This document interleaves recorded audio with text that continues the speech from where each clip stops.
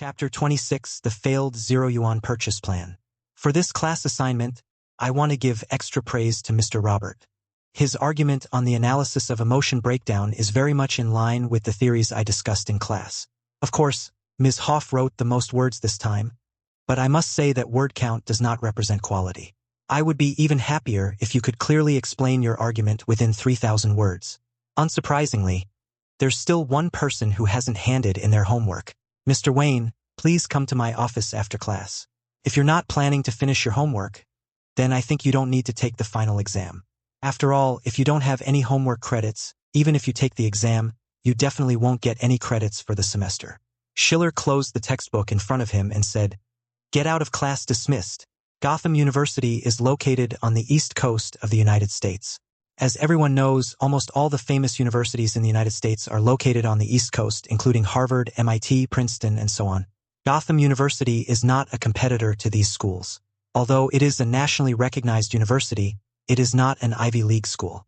Moreover, Gotham City is a notoriously unsafe place, so very few American students apply to this university. Even local students who are eligible to attend university in Gotham can apply to better universities nearby. This results in students who remain at Gotham University either being unable to apply to other universities or being international students studying abroad. You can hardly expect these people to get good grades. Most of them finish their assignments on time only because of Schiller's infamous reputation. However, these are not the biggest reasons why Gotham University's ranking is not high. After all, Gotham University has the Wayne family as an extremely powerful backer. Even if they just throw money at it, they can still invite many top professors. With top professors and top laboratory equipment, they don't have to worry about attracting high-end talents. If we have to talk about security issues, as long as you don't leave Gotham University, it is actually quite safe. The problem is that the president of Gotham University has always been unwilling to let the Wayne family control the school too much. Don't think he's so noble. Gotham University is his bargaining chip for climbing the political ladder, and he's unwilling to hand over this prize to the Wayne family. As a result, Gotham University has been in a state of semi-death, which Schiller is very dissatisfied with. He does not want to have a teaching experience at a bottom-ranked school on his perfect resume. So no matter how chaotic Gotham was, Schiller only wanted to cultivate Gotham University. He set himself a small goal, to make Gotham University a member of the Ivy League first. They're all universities in the Northeast, and Gotham University's football team is pretty good, so joining an Ivy League school isn't unreasonable, right? Before this, Batman and other criminals would have their brains smashed out, and he wouldn't have cared. In the afternoon, after Bruce arrived at Schiller's office, he explained, "Professor, it's not that I haven't written the paper. I'll have my butler bring the USB drive over later. If you didn't bring it, you didn't write it down," Schiller said viciously. He tapped the table and said, "If I can't do anything about Bruce not doing his homework, then no one else will be affected, right? After all, it's normal for members of the Wayne family to have some privileges. But the hundreds of millions of dollars you donated to the school didn't end up in my pocket. So if you don't do your homework, I will still deduct all your credits and prevent you from graduating." Bruce whispered, "Actually, I've already received my diploma, and the factory that prints them is my family's." Schiller touched his forehead and said, "Why am I wasting my breath on you, you damn rich kid? How's your investigation going?" Miss Christine did not leave Gotham University. She disappeared within the university grounds. However, this has nothing to do with Jonathan, as he disappeared after Jonathan was arrested. "Do you have anyone you suspect?" Schiller asked. In fact, the president of Gotham University is highly suspected.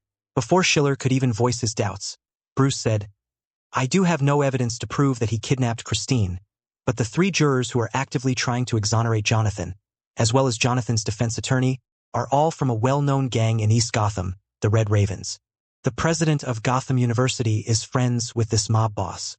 They have attended the mayor's dinner together, and most importantly, his daughter is married to the head of the Red Raven gang who controls the smuggling logistics. But what role does Christine play in this story? As far as I know, she's just an ordinary girl, except that she's very beautiful.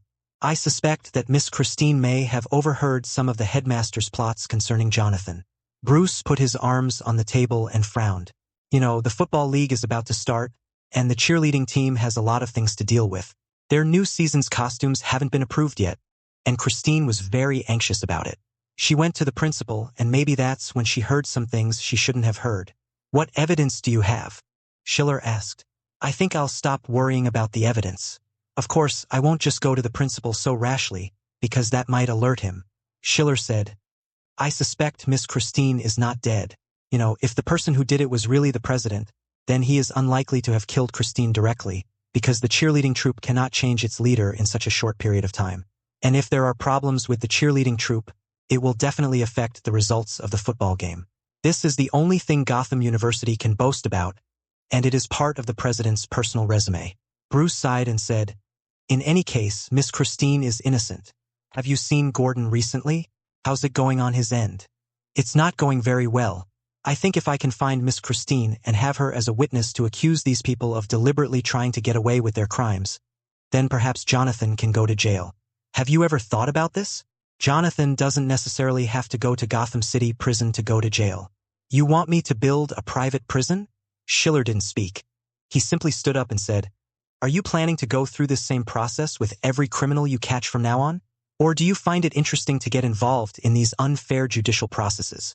With that time, you could take care of not only the Mosen neighborhood, but also the gangs in the surrounding 2 or 3 blocks. You know better than I do what Batman should do, Bruce. Bruce left again, burdened with his own thoughts. Schiller has another problem to solve. If Jonathan goes to prison, whichever prison he goes to, the source of the fear gas will become unstable. He will eventually run out of these, and he doesn't have the formula or know how to mix them. It would be a great pity if such a useful weapon disappeared. Schiller was more cunning than the currently rampaging Batman. He knew that the best approach now was not to find Jonathan and interrogate him about the formula for the fear gas, nor to get him out of jail and then control him to work for him. That would be both troublesome and dangerous. What he wanted to do was find a new client for Jonathan. Get those people to force him to reveal the formula, control Jonathan's work, and then Schiller could continue to reap the benefits of stealing readily available fear gas. Those people wouldn't use the fear gas for anything good, so as long as we don't let them get their hands on it, isn't that enough? The answer is that everything is free to buy. You produce on one end and I steal on the other. I'll steal as much as you produce. With the gray fog as a powerful tool, how can you catch me? Jonathan is still too inexperienced. Schiller guesses that he has probably already handed over the formula for the fear gas. Once those people get the formula, they have plenty of ways to manufacture it. Schiller knew that since these people were planning something big, the amount of fear gas they were producing wouldn't be the small-scale operation that Jonathan was making. And to produce this kind of poison gas on a large scale, they would definitely need a factory production line. Gotham has many chemical plants, but most of them are not very professional. If you want a production line for high-end chemical agents, there is only one place, Wayne Chemical Plant. No matter how hard this group tries to cover it up and manipulate things, they absolutely cannot bypass Wayne Chemical Plant's production line if they want to achieve their goal. With the ability to create gray fog, Schiller can travel further at night. As he expected, on another rainy night, Schiller saw a car with a license plate ending in 676 drive into the Wayne Chemical Plant from outside the fence. In the following days, trucks kept shuttling between Wayne Chemical Plant, seemingly transporting some large equipment. Schiller did not intend to stop them, but instead tracked the trucks and found their destination. The chemical plant's production line they were smuggling. It was perfectly natural that it was in the eastern part of Gotham City, in the territory of the Red Ravens. There was also a chemical plant there, but it wasn't as big as Wayne Chemical Plant. The production line equipment stolen from Wayne Chemical Plant was transported to this small chemical plant. However, things didn't go as planned. Problems arose as soon as the production line started operating. First, they were short of several machines. After all, Wayne Chemical Plant's production line wasn't designed to produce fear gas, and some machines needed to be purchased on site. Secondly, the chemists they recruited did not seem to be as capable as Jonathan. The experiments before they went on the production line did not go smoothly, and the replicated fear gas was not as effective as Jonathan's, nor as concentrated. So all the problems came back to the question of how to get Jonathan out of jail. Although Jonathan, the Scarecrow criminal, was a newcomer, his professional skills were extremely high. The Red Raven gang couldn't bring themselves to discard him after he had served his purpose, and they still had to find a way to get him exonerated. Schiller hadn't expected these gangsters to be so stupid. They had the formula but still couldn't produce it. He was even planning to block the production line's outlet and swallow as many as they produced. Schiller's $0 purchase plan failed, but he didn't intend to give up. Since the Red Raven gang couldn't do it, he had to find Jonathan a more powerful successor, such as Sal Maroni. Chapter 27 Gangster Conspiracy. Maroni's gang was also located in Gotham's east side, where the gangs were far more rampant than those in the west side, near Gotham University. Simply put, it's because that's the least economically developed area in Gotham. Compared to that, the slums of the west side are practically a paradise of simple and honest people. The gangs there are extremely competitive. For example, the Ditch Gang, which I mentioned before, is a small gang with only about 100 members. It would be almost impossible for them to control a nightclub. The Maroni Mafia family owns a restaurant, 2 bars, a nightclub and a strip club, making it practically the largest gang in the area. The feud between the Maroni family and the Red Crow Gang has a long history. Their territories overlap, and a bar there is a frequent site of fights. Both sides want to control this important transportation hub, but in the end, neither side succeeds. That bar became a no-man's land in the entire East District, and also the place where all sorts of news spread the fastest. Sal is capable of establishing himself in Gotham, especially in the most dangerous and chaotic East Side. The Red Raven's theft of the production line did not escape his notice. In the basement of a bar controlled by the Maroni family, the closest bar to the no man's land, Maroni lit a cigar and said to his men, "I learned from our old friend, Police Chief Victor, that the red-haired kid across the street seems to be up to something." His subordinate said, "Yes, they seem to have stolen a lot of large machines from the south or southwest. I learned from a kid who lost at gambling that their boss seems to want to produce some kind of chemical that can control people." Sal squinted and said, "A few days ago I had dinner with Victor, and he mentioned a case where the killer was a chemistry PhD, who also seemed to be a very prominent professor at Gotham University. Could it be related to this?" His subordinate said, "I have 2 bodyguards and informants around that red-haired mistress. He's been getting really close to her lately, and I'll get some information out of her." Sal twirled the lighter in his hand and said, "The more pieces of meat they eat, the less we get. But now it seems they want more than just a share. They want to devour us whole. Let's see who's stronger." Maroni's guess was very accurate. He obtained all of the Red Crow Gang's operational plans with little effort. The leader of the Red Crow Gang, although very smart, was still relatively young, and Maroni had a good grasp of him. Meanwhile, Schiller also played a crucial role. He did the most critical thing.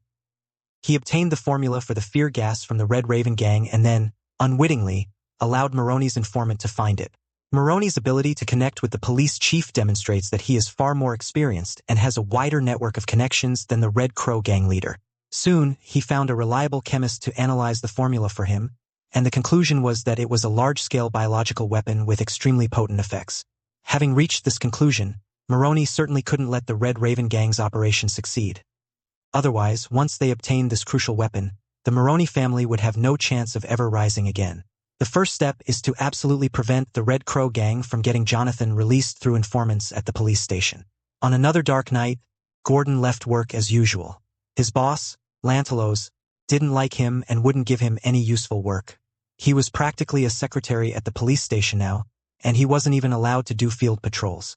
Therefore, he left work early, and his boss walked a little ahead of him because he was going to a drinking party.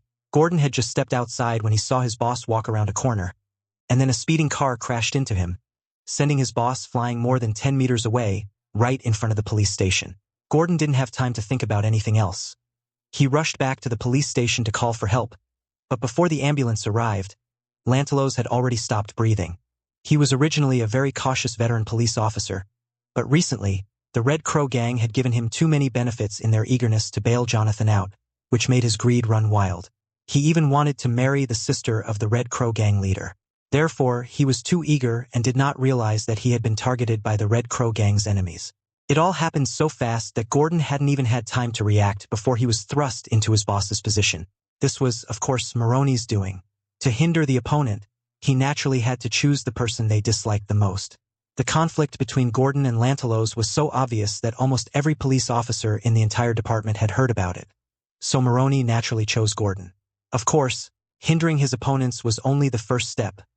Maroni also wanted to produce this important weapon. He was even bolder than the Red Ravens.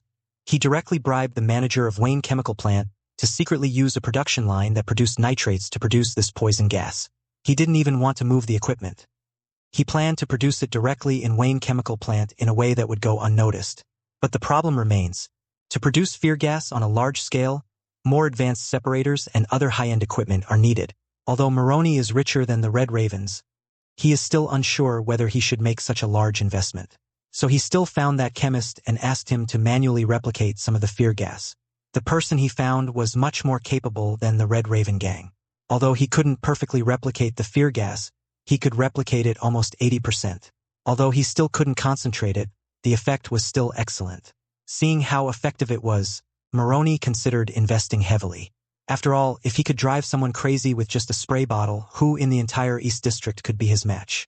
Once he took over the entire East District, tens of millions of dollars in revenue would be nothing more than a passing cloud.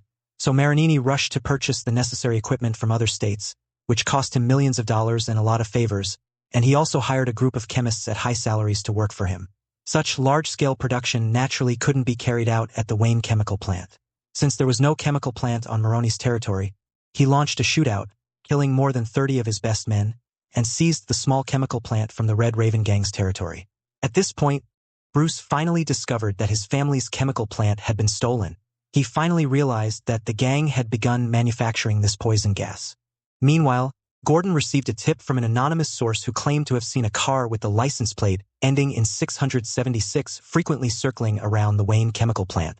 Gordon and Bruce hit it off immediately, and the Batman and detective duo were back in action.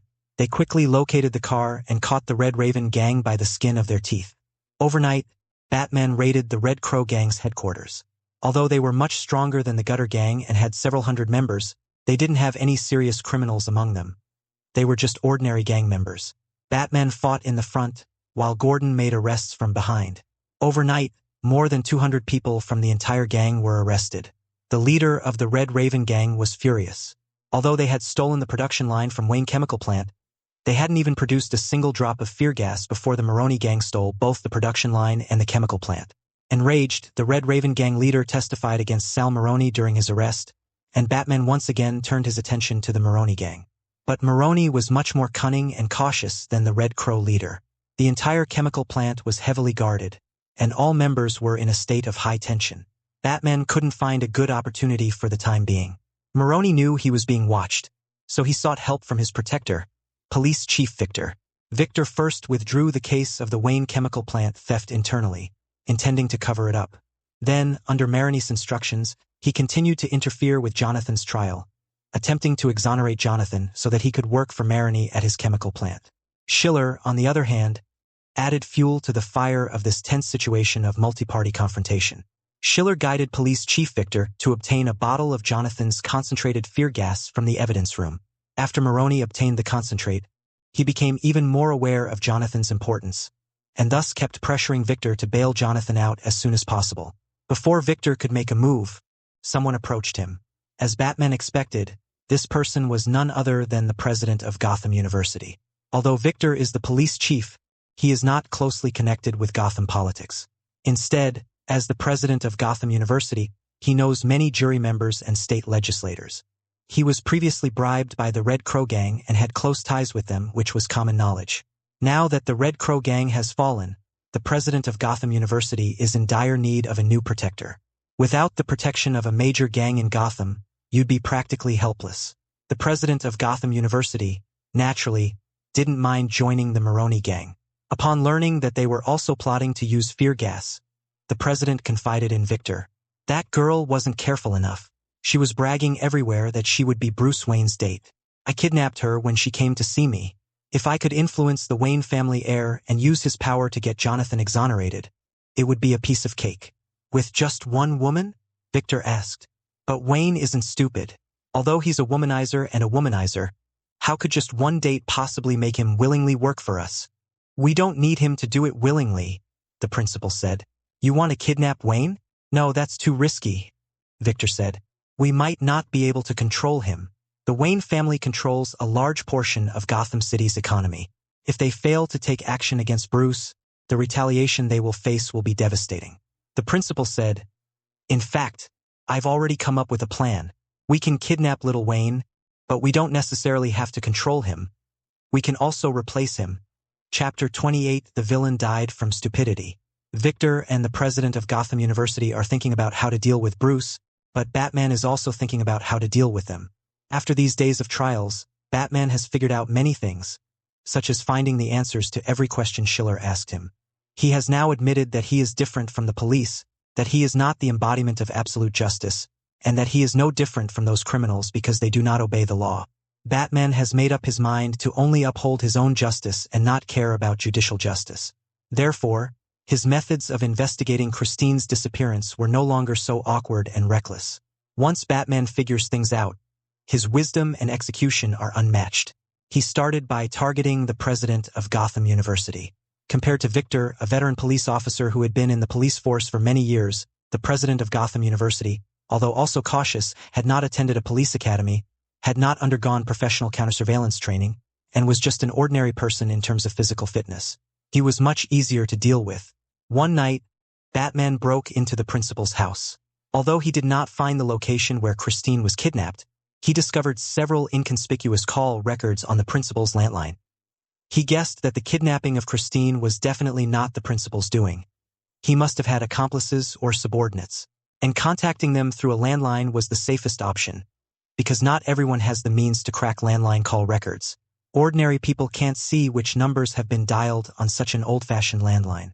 Bruce regained his student status and made a special trip to the principal's office. His reason was quite valid. He had clearly done his homework, but Schiller had still deducted points from it, and he planned to complain to the principal. During his conversation with the principal, Batman used professional equipment to collect a sample of the principal's voice, and then used a voice changer to dial the unknown number. Batman's words were also very skillful. He didn't ask any questions, but simply said in a very ambiguous way, "How is he now?" The man opposite him didn't seem like a very cautious person either, and answered without hesitation, "Sir, we didn't touch her as you requested, but such a pretty girl, even my men couldn't control themselves. If anything happens to the person, you're finished," Batman said. Of course, I'll keep them in line." In fact, as soon as the people on the other end opened their mouths, Batman knew that they were just a few gangsters. All the gangsters in Gotham were the same, and Batman knew them all too well. As soon as the call ended, Batman located the gang's location. Although Batman's equipment wasn't perfect yet, with so many satellites in the sky, the Wayne family shouldn't have any trouble tracking a cell phone signal. After finding the place, Christine was indeed not in any danger, because the principal did not want to use her to threaten Wayne, but rather to threaten her into becoming an informant. Naturally, he could not hurt her. Otherwise, how could he go on a date with Bruce? Christine was rescued by Batman. Although she was not physically injured, she was still greatly traumatized. After Batman took her to the hospital, Christine said that she was willing to testify in court to identify the principal as the kidnapper. On the other hand, Victor wasn't having an easy time either. Compared to a seasoned veteran like Victor, Gordon, a troublemaker who only wanted to uphold justice, was the most difficult person to deal with. After all, Victor couldn't just shout in the police station that Gordon's way of upholding justice was wrong. He had to pretend to be righteous and awe-inspiring. Gordon knew exactly what kind of person Victor was, but he still had to play along, stalling him for time so that he wouldn't have time to destroy evidence for Jonathan or tamper with the files. Gordon is too possessive of everything related to Jonathan. He was the one who solved the case, and Victor can hardly guarantee that Gordon won't have something else up his sleeve after he destroyed the evidence in the police station. This newcomer, though reckless and difficult to deal with, does have some ability. Maroni was even more unlucky. Schiller, in an effort to increase Maroni's sunk costs, would sabotage the chemical plant every now and then. He didn't do anything major, like missing a couple of parts from the machine one day or clogging the drainpipe the next. These small things would be seen as unintentional accidents, but they caused a lot of trouble. Some parts for the machines can only be bought from the original manufacturer, and Maroni has to go to great lengths to buy them. Some parts are not even provided by the original manufacturer, so he has to spend even more money to buy them from other people. After this back and forth, nearly $1 million were spent, but not even a ripple was made. Maroni believed that these problems arose because Jonathan's bail was too slow. He thought the workers were unprofessional and only Jonathan could handle the job, so he put pressure on Victor. In his panic, Victor had no choice but to go to the principal again, only to find that Christine, whom he had kidnapped, had disappeared. Before the whole plan could even begin, it was already dead in the womb. However, Victor was eager to come and carry out the plan. After the police chief and the principal discovered that the most key person was missing, under immense pressure, they had no choice but to take a risk and decide to kidnap Bruce directly. On the day Schiller accepted Bruce's invitation to dinner at Wayne Manor, Bruce went straight to Schiller after class. The two of them got into the car together, intending to go directly back to Wayne Manor. Gotham University is quite a distance from Wayne Manor. Although it's not as far as the East End across the street, it still takes at least half an hour to drive there. If Gotham has any redeeming qualities, it's that it's not as congested as New York. The roads here are straight and wide, so you can drive as fast as you want. To show his sincerity, Bruce didn't have a driver pick them up. Instead, he drove his own car, seemingly harboring some subtle desire to show off. He wasn't driving a cumbersome, safe vehicle, but rather a beautiful, bright blue, and extremely flashy Lamborghini. Just as Bruce was about to accelerate to 140 miles per hour, several masked men suddenly rushed out from around the corner, their dark gun barrels pointed at the car. Bruce's first reaction was to swerve. He wasn't afraid, but the professor in the passenger seat hadn't received any training. He yelled, "Professor, lie down." Schiller calmly replied, "I'm quite certain that the car your butler ordered for you comes with bulletproof glass and tires." Then he said, "If you want to find out who's behind this, you can pretend your car goes out of control and knock yourself unconscious. Maybe you'll get some clues later." Bruce could tell that these people were after him and wanted to kidnap him. Otherwise, they wouldn't have been firing all their bullets at the underside of the vehicle. Bruce hesitated. If he were alone, he would definitely do it, but he treated Schiller as an ordinary person. If he were kidnapped, the kidnappers would definitely not kill him, but it was not certain that they would kill Schiller. Schiller said, "I think you don't need to worry about me. I'm not going to joke around with my life." Bruce finally stopped the car. He turned the steering wheel hard, making the car spin sideways across the road a few times, and finally the rear of the car hit a street lamp, as if the brakes had failed. Then he tilted his head and slumped over the steering wheel, and Schiller pretended to faint as well. The kidnappers had some sense of justice. Seeing that Bruce wasn't alone in the car, they didn't kill him outright. Instead, they tied Schiller up with them as well. They were quite cautious and put hoods and handcuffs on both of them. After driving for a while, they arrived at what appeared to be a slum.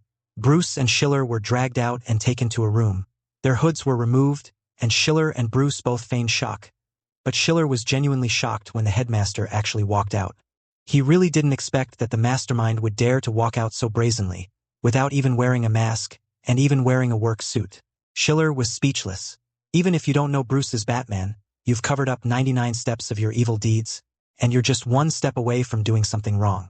If you were to pick Bruce up and shake him right now, you'd only find a tiny camera weighing less than 2 pounds falling off his body, which would be considered a sign that he's let his guard down. Of course, just like in the movie, the pot-bellied principal began to talk at length about his evil plans. He said he had prepared a body double for Bruce long ago, so that he could immediately replace Bruce after kidnapping him. He also said that he originally wanted to kidnap Christine to achieve the kidnapping, but he didn't expect Bruce to be so incompetent that he could succeed with just a few gunmen. In his boastful talk, he confessed to all his crimes. In short, after making every mistake a villain could make in a movie, Schiller lost all patience with him and said directly, "Bruce, do it." Bruce leaped up instantly. The handcuffs did nothing to restrain him. The principal was standing too close, and Bruce pinned him down in less than 2 seconds, the handcuffs being put on his own wrists. The gunmen waiting outside rushed in, but Bruce subdued them one by one. When Gordon arrived, the principal still tried to use Victor to pressure him. But Gordon said, "Sorry, but the chief was arrested last night for sneaking into the archives to destroy evidence." Although he broke the security camera, Harvey used the excuse of tidying up to put another camera there. "The evidence is conclusive, man," Bruce said. "It seems they've run out of tricks. We have one more person to deal with next." Schiller pulled a file from his briefcase and said, "Just as we planned. I got a detailed map of the chemical plant and its personnel. I think it's time for that tight-suited weirdo to start moving. I have a short recommendation this afternoon. Please vote." Chapter 29, The Gangster Boss Who Spits Blood. As it turns out, the villains at the beginning of any story are incredibly stupid. For example, the current president of Gotham University and police chief Victor.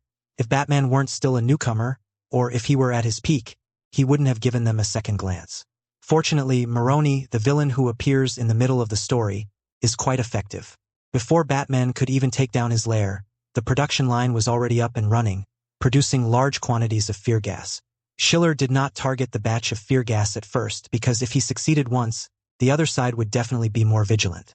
Although a large amount of fear gas was produced, it was only temporarily stored in the warehouse, because Maroni knew that this biological weapon had to be used in large quantities at once, preferably covering the entire block, in order to maximize its effect. Unfortunately, his actions played right into Schiller's hands. When the 3 warehouses of that small chemical plant were basically filled with fear gas, Schiller activated the gray mist and flew into the warehouse in one breath, swallowing all the concentrated fear gas liquid. Schiller dared to do this because the gray fog told him that, as a symbiotic entity, it could directly devour and store the fear gas, without worrying about not being able to store it all. Schiller expressed his skepticism, which was like a drunkard telling you that storing your wine with him would be perfectly fine. Fortunately, the symbiote was relatively obedient. After dispersing into gray mist, it almost instantly consumed all the fear gas in the warehouse without getting drunk. The bottle containing the fear gas remained unchanged. The symbiotic factor penetrated the bottle's molecular structure and drank up all the fear gas. The next day, when Maroni came to inspect the warehouse, he was dumbfounded. The boxes and bottles were neatly arranged, and there was no sign of anyone entering or leaving the warehouse, but the fear gas was nowhere to be seen. Maroni knew what the consequences would be if this biological weapon were discovered by certain people, so although the chemical plant was small in scale, it was guarded very tightly, especially the warehouse that stored a large amount of fear gas, which was almost airtight. But he couldn't expect the security guards to be wary of a sudden wisp of fog in the middle of the night. And so, Maroni was completely caught. He spent millions of dollars, countless human and material resources, and owed favors to several people. The results he achieved after spending so much time were just one step away from being completely stolen. If you said this project wouldn't have succeeded in the first place, that would be one thing. But now he's invested manpower, poured money into it, installed new equipment worth millions of dollars, hired highly paid chemists, fought the Red Crow gang, lost dozens of skilled men, and even paid off all the funeral expenses. And you're telling me the finished product was all stolen? Anyone would be furious if this happened to them. More importantly, Maroni knew that the police and some strange Batman were targeting him. To deal with these people, he used many informants he had never used before. His intelligence network was almost completely alerted, resulting in the deaths of many informants and the destruction of a large part of the network, which was the culmination of his decades of hard work. Just as Maroni was forced to increase investment and produce another batch of fear gas due to sunk costs, when he went to inspect the production line again, all the instruments and bottles had turned into powder. Maroni's heartbroken voice could be heard throughout Gotham. Schiller was pleasantly surprised by the symbiote's performance. The symbiote told him that it could not only deal with poison gas, but also with other things as long as they had a molecular structure. The symbiote could first break them down and mix them into its own symbiotic factor, and then merge them back together when needed to restore the complete object. This is equivalent to Schiller having a portable storage space that can hold most ordinary items. Whether they are metal, plastic, or fiber, the symbiote can perfectly swallow and store them, and restore them when necessary. Schiller thought that low-level criminals do bad things and cause destruction at the same time, harming others without benefiting themselves, while slightly more sophisticated ones harm others for their own benefit, doing bad things while seeking personal gain. But Schiller was different from them all. What he was best at was making huge profits for himself while also doing some good deeds on the side. Who would want to be a bad person if they could be a good one?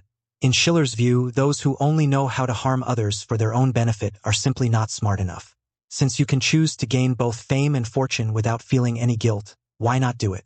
What he did this time not only completely wiped out the Red Raven gang and caused heavy losses to the Maroni family, but also damaged the trust between the gang, the police, and the Gotham City government.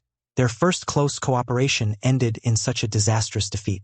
Even if Sal is stupid, he probably won't cooperate with these senators and police again. Moreover, judging from the current situation, Thrall, who has suffered heavy losses, does not want to let these people go. It doesn't matter if he can't find the thief. He can squeeze more money out of Victor. Victor disappeared before he could be tried, and no one knew where he went. Maroni was too busy to manage Gordon's position, so Gordon naturally became the leader of the Gotham City Police Department's Field Task Force, gaining real power for the first time. The president of Gotham University, who was involved in the incident, also got into trouble. Since Batman didn't have a private prison yet, after obtaining the evidence, he threw the unconscious president back into his office. But late that night, he was hit by a truck. Although he survived after being rescued at the hospital, he was left with a lifelong disability. His ambitions to climb the social ladder are probably impossible to realize. The situation in the Eastern District gangs became more complicated. The Red Crow gang was eliminated, breaking the stalemate between the two sides. However, the Maroney family no longer had the strength to unify the Eastern District. Several small gangs joined forces, wanting to take a bite out of the tiger, and Maroney certainly wouldn't let his family's interests be swallowed up. Suddenly, the entire East District became a battlefield for gangs again. After a series of mutually destructive clashes, the Maroney family had no choice but to reach an agreement with the emerging gang families to temporarily refrain from interfering with each other. However, this was already a huge loss for the Maroney family, as some of the smaller gangs in his territory began to rebel. Jonathan was not ultimately thrown into jail because he did have a mental illness. This was not the result of anyone exonerating him, but rather the authoritative conclusion reached by the attending physician in the psychiatric ward of Arkham Psychiatric Hospital. Whether Jonathan goes to Gotham City Jail or Arkham Asylum doesn't really matter, because he's not Scarecrow yet and doesn't have the ability to escape from either place. In addition, the Wayne family uncovered the corrupt owner of Wayne Chemical Plant. Batman gained some fame in Gotham for the first time. Miss Christine was rescued without suffering any real harm, and Schiller also obtained a large amount of fear gas as a weapon. A world where only gangsters and criminals get hurt has been achieved. Although Gotham's principal, Commissioner Victor, and Maroney are not exactly big shots in the Batman universe's script, at most just cannon fodder at the beginning of the story, so they all seem a bit stupid, Schiller knows that the curtain of the Batman universe has not yet been raised, and those truly dangerous and ruthless criminals have not yet taken the stage. However, under his interference, Batman has grown faster, and perhaps he will have a greater advantage when facing his old rivals. With his vision of the DC universe in mind, Schiller drifted off to sleep once more, only to wake up back in bustling New York City. Unfortunately, the first guest he saw in the morning was the person he least wanted to see. "Please sit down, Miss Natasha. I won't stand on ceremony." Natasha, on the other hand, was dressed in casual clothes and didn't look like a female agent at all. Instead, she looked more like a housewife who was going for a morning run. She had put on some light makeup, which made her look healthy. Her hair wasn't down her back, but tied up, making her look nothing like Black Widow. However, this makes more sense. After all, if she appeared in Hell's Kitchen dressed in a black tight leather outfit with a gun and various tools on her waist, she would definitely be met with all sorts of hidden guns, or even rocket launchers. Natasha took a sip of coffee and said, "Mr. Schiller, first of all, I want to apologize to you on behalf of Coulson. We initially wanted to contact you because you were Stark's psychological counselor, and we wanted to learn more about Stark's psychological problems. After all, you know how much impact it would have if a large corporation like Stark Industries collapsed. But we've come to you now because we really need your help, because we really can't find a better psychologist than you." It must be said that this female agent has a very versatile style. She is dressed in casual clothes, holding a coffee and sitting at the table, talking slowly and deliberately. Combined with her beautiful face, it is really hard for people to feel any ill will towards her. It seems that Black Widow is not only aggressive, she is indeed an excellent agent who can change her style depending on the situation. Schiller said, "You don't need to beat around the bush with me. I know very well why I left the Presbyterian Hospital, but you didn't find anything there, did you? The only thing that attracted me there is useless to you. I was just doing my research, but you fired me because of some unfounded and wild guesses. We should settle this score. We're not clear about the personnel arrangements at the Presbyterian Hospital, but we do have a better job offer here," Natasha said. Then she took a document out of her bag and handed it to Schiller. Natasha said, "We now formally invite you, Mr. Schiller Rodriguez, to become a senior psychological advisor to the Strategic Homeland Defense, Attack and Logistics Service, to provide psychological counseling services to one or more specific service members." Schiller said, "I'm sorry, I don't. Just like you and Mr. Stark discussed, the pay is $1 million an hour. Thank you. It's a pleasure doing business with you." Schiller smiled and extended his hand to shake Natasha's. Double updates in a row. Please vote, add to your favorites, invest, tip, and comment. Chapter 30 Roger's Troubles. Compared to Gotham, it doesn't rain often in New York. The weather here is usually quite sunny, though there are always a few exceptions throughout the year. Before dawn that day, a light drizzle began to fall over New York. This is not good news for the residents of Hell's Kitchen. As Manhattan's largest slum, it doesn't enjoy any municipal benefits. Without diligent street sweepers, the rain will only make the streets more muddy. If you don't want your sneakers to be ruined, you'll have to wear heavy rain boots. The stench of garbage and dust is even more pronounced in this kind of weather. Schiller keeps the windows on the ground floor closed, where several drunkards vomit in his backstreet, and the smell is unbearable. Suddenly, the doorbell rang. Schiller glanced at his watch. It was 6:30 in the morning. Far too early even in fast-paced New York. Schiller went downstairs and saw a tall, blonde, blue-eyed man staring at the calendar on his bar. Schiller said, "It seems Natasha has really booked me a remarkable person. These days, it's rare to see someone who gets up before 7 a.m. The man said, "So I'm very fortunate to have found like-minded people here." Schiller took out the file that Natasha had sent the night before. He looked at the photo in the file, then looked the man up and down and said, "Steve Rogers, there's no limit to the number of hours S.H.I.E.L.D. has booked for you. They're being so generous. It seems your problem is quite serious." Steve shrugged and said, "They think everything is a big deal, including the fact that I ran out without having breakfast." Schiller tapped the table to signal him to sit down and said, "Then your decision is very correct. Perhaps the people at S.H.I.E.L.D. didn't tell you, but if you happen to come around mealtime, I wouldn't mind treating you to a meal." Steve smiled, his handsome face looking dashing and cheerful. Schiller made an American breakfast. Toast, fried bacon, 2 sausages, 2 large hash browns, and 2 cups of coffee. Steve wasn't actually hungry, but the aroma of breakfast was just too tempting. He picked up a piece of bread and asked, "Excuse me, do you have any butter?" Schiller looked at him with some surprise and said, "Oh, only strawberry jam." Then he looked Steve up and down and said, "Looks like you're an old-fashioned guy. There aren't many people putting butter on bread these days." Steve said, "It's okay. I'm just not used to having such sweet jam for breakfast." "Then I'll give you some sauce. I made it myself." Schiller took out a jar and handed it to Steve. Steve glanced again at the coffee cup, which was only about the size of a bottle cap, and the strong espresso inside and said, "Excuse me, but could I have an Americano?" "Americano? You could just ask for my rinsing water," Schiller said. Meanwhile, Natasha, who was listening in, said into the walkie-talkie, "The person being monitored refers to Americano as dirty water, and we suspect they may have Italian ancestry." Steve wasn't angry. He just waved his hand and said, "Hey, don't say that. I just think concentrated food is bad for the heart."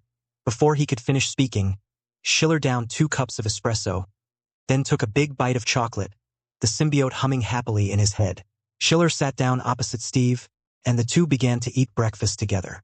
"Initially, Nick told me that I should find a psychologist in the slums myself, which I didn't understand.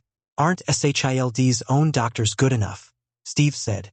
"But now, I find that the atmosphere here is much better than those blindingly white psychological counseling rooms at S.H.I.E.L.D.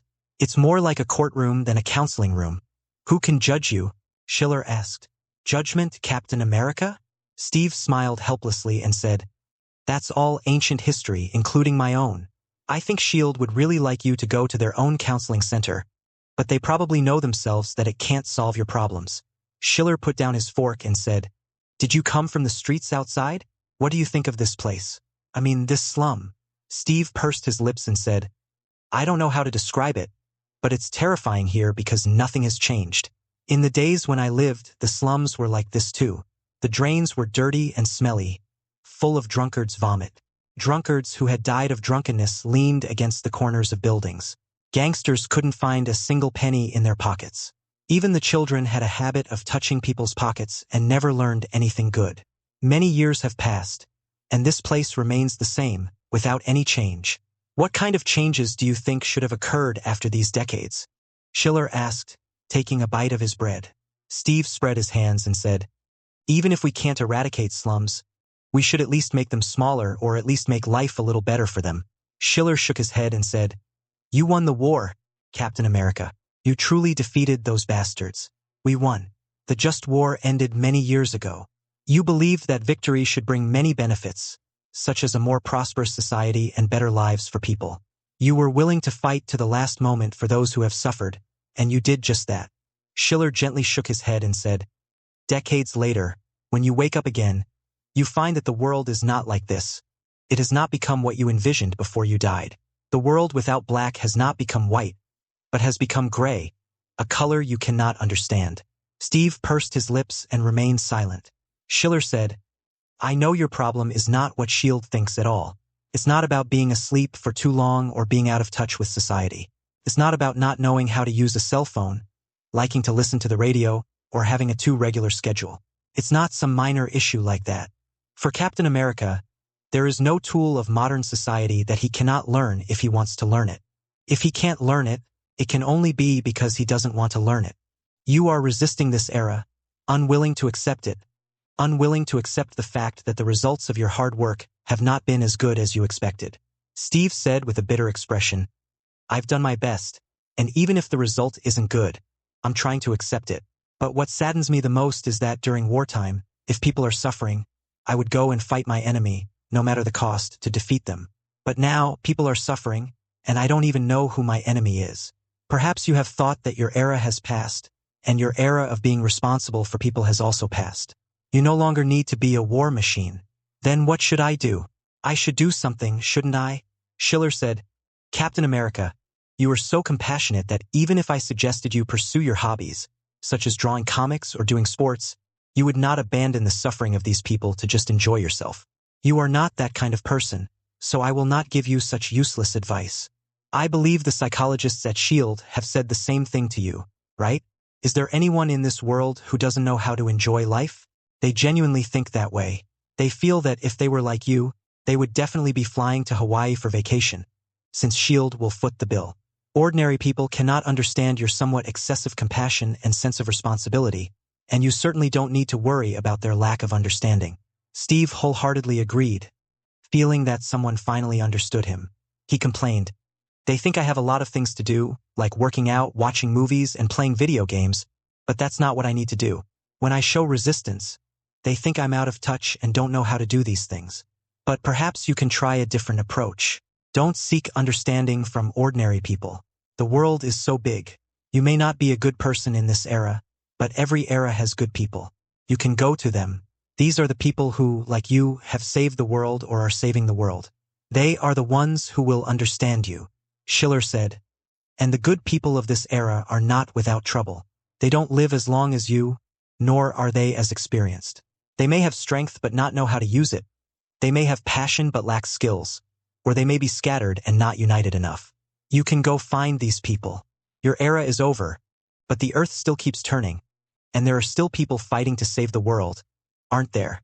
Steve sighed and said, I'm just an outdated veteran who doesn't want to leave the front lines. You're right, Doc. It's time for the new recruits to go to the battlefield. But I have some doubts. Am I really able to help? After all, it seems that the rules governing this world are completely different from those during the war. I have someone I must recommend to you. He's a lucky guy, and his experience is very similar to yours. He was just a bullied shut-in at school, but one day he suddenly gained tremendous power. He started running around the city, not doing anything worthwhile. You know how dangerous it is to suddenly gain such great power. It's no exaggeration to say that his power is still growing. Dozens of well-trained Special Forces soldiers might not be a match for him. Steve immediately became restless. He said, Indeed, I just finished my transformation and couldn't control my strength. I even accidentally injured 2 medical staff members. Where is he now? Which hospital is he in? He is still in school. He has his final exams coming up soon and he is studying for them. My God. How come he's still at school? He slammed his fist on the table in anger, speaking into the listening device on it. Hey Nick, what's wrong with you? How can you leave a modified soldier in school? What if he loses control of his powers? How many people will get hurt? Steve stood up and Schiller waved to him, saying, I told you he's a lucky kid. He's different from you. He's not a drug-modified human, but a special kind of mutation. His power will grow gradually, instead of becoming uncontrollable all at once. I mean, these teenagers, arrogant yet sensitive, impulsive yet timid, need someone to teach them a lesson, and it would be best if they could experience the harsh realities of society. Steve clenched his fist and said, Indeed, I've seen plenty of greenhorns like this. They want to rush into the battlefield with just a burst of enthusiasm, but when they see bombing and grenades, they scream in terror. They're still a long way off. Schiller said, He'll probably finish his exams tomorrow night and will definitely be wandering around. You can stop him and beat him up. Don't worry, his mutation ability is very strong, so getting beaten up won't be a big deal. Steve was even getting a little excited, which reminded him of his days on the battlefield, where the young recruits were being disciplined by their captains until they cried out in pain. Watching the recruits get their comeuppance was one of the few moments in his military career that made him feel relaxed and happy. Writer's Mini Theater. Schiller. I only drink espresso. Natasha. He's definitely not American. Schiller. I only dip my dumplings in strawberry jam. Natasha. He's definitely not Chinese. Schiller. I only drink Fukushima mineral water. Natasha. He's definitely not from Earth.